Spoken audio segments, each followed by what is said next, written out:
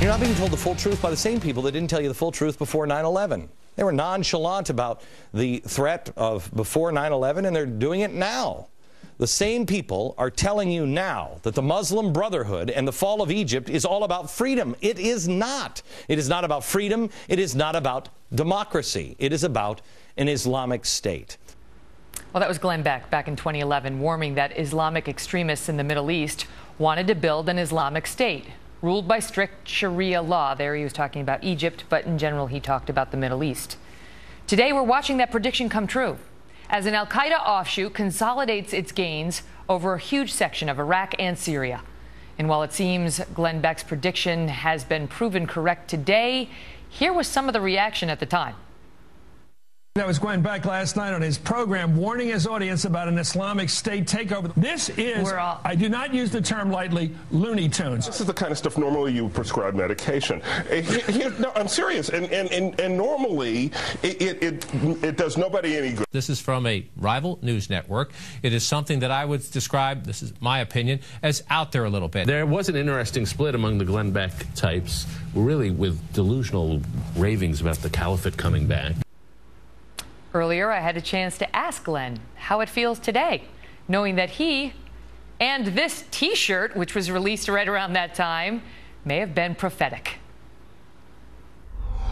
Glenn, knowing you, I'm assuming you're not really taking a victory lap or spiking the ball in the end zone over being right on this one.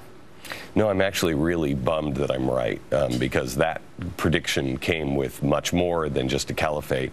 And I see all of that stuff, at least the seeds of it being planted right now, and I don't see anybody in Washington at all that will play a longer game. Everybody's playing the reactionary game. The time to react to this is over. The time to now look over the horizon and see what's coming from here is right now. And if we don't take some steps right now, I see much worse than a caliphate coming our way, unfortunately. Why were so many people so anxious and quick to dismiss your warnings of this exact thing?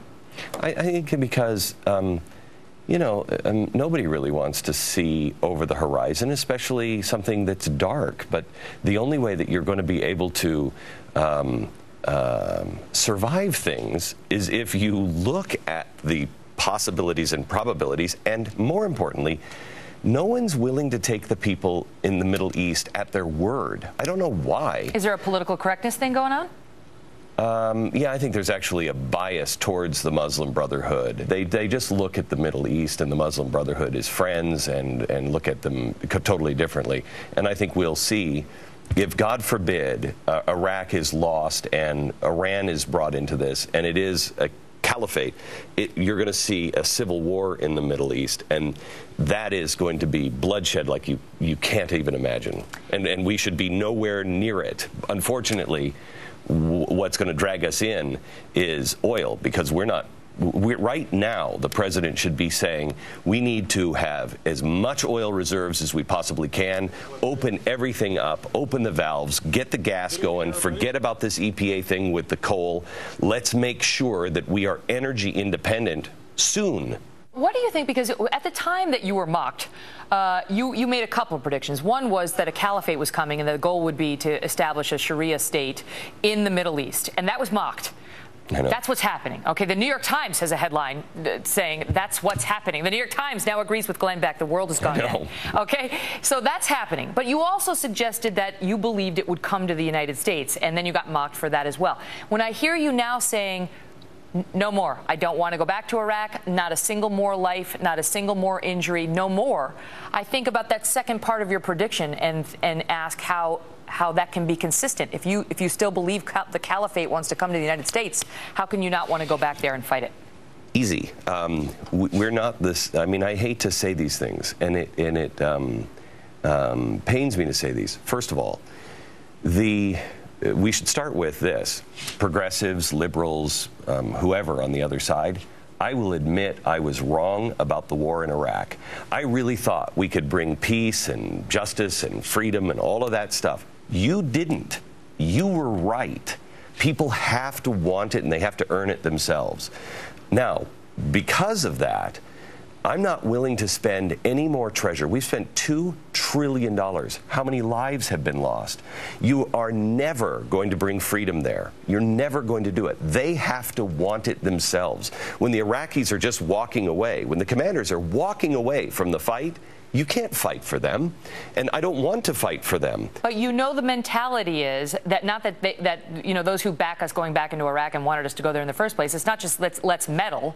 Well, some of them. It's let's protect ourselves, because if we don't defeat this ISIS now in Iraq, they're coming this way. That's the belief. And Megan, I understand that, but we're not the country we were 5, 10 years ago. We are depleted. We're war weary. It's not going to happen. We need to pull back, get back into our own country, and strengthen ourselves. Look what's happening internally. Look what's happening to us. First of all, a very scary set of data points are coming in, and that is the American people, left, right, center, doesn't matter. Forget about politics. They don't feel like anybody's listening to them anymore. They're working harder and bringing home less. The price of meat is going through the roof. Gee, that was another one that was mocked. Meat, milk, cheese, all of that stuff, higher than ever before. Gas prices, higher than ever before. Just add another $1 to everybody's gas price. Add just a little bit more inflation to the food. You're at a breaking point. Meanwhile, what everybody missed on what happened with Cantor, it wasn't about the border. It was about nobody's listening to me anymore.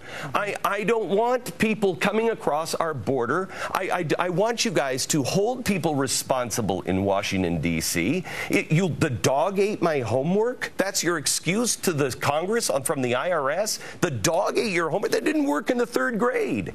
So what's happening is people are seeing, I'm working hard. I'm playing by the rules. Nobody's listening to me. I'm invisible. These guys are getting away with murder. Well, why am I playing by the rules if they don't play by the rules? And then if a crisis hits, we tear each other apart.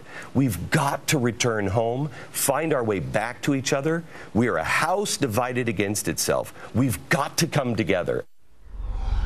Up next, the federal government is now trying to force the Washington Redskins to change their name, believing it knows better what's appropriate and what's not. Glenn Beck is back with us next on why he says this fight is about your freedom.